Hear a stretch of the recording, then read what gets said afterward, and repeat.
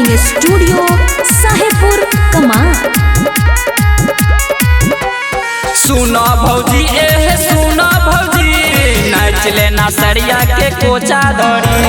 सुनो भौजी सुनो भौजी नाच लेना सरिया के कोचा धरी। रहो सबके दिखाई तनी कमर हिलाई लगे छह देखे में फूल झरी।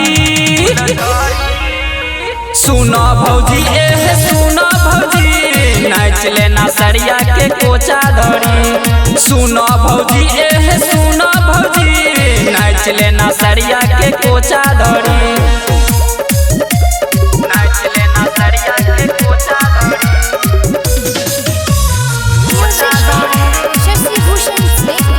नाच लेना सरिया के कोचा धरी। साउंड के अवरी तू वॉल्यूम बढ़ा देखी के गौवा से बाटे खरा। साउंड के अवरी तू वॉल्यूम बढ़ा देखी के गौवा से बाटे खरा। गाना तनिक भोजपुरी बजा तबे नु सबके आई मजा।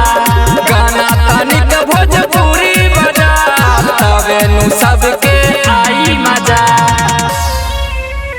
सुनो भौजी सुनो भौजी नाच लेना सरिया के कोचा धरी। सुनो भौजी सुनो भौजी नाच लेना सरिया के कोचा धरी। नाच लेना सरिया के कोचा धरी।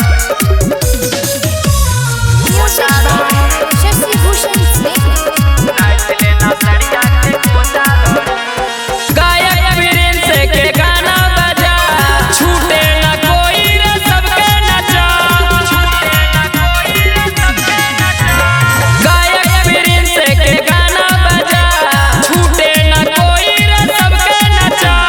सबके हु देखी के छलै मगन अइले खुशहाली के पहिला लगन। सबके हु देखी के छलै मगन अइले खुशहाली के पहिला लगन। सुनो भौजी सुनो भौजी नाच लेना सरिया के कोचा धरी। सुनो भौजी सुनो भौजी नाच लेना सरिया के कोचा धरी। पलक रिकॉर्डिंग स्टूडियो साहेबपुर कमाल।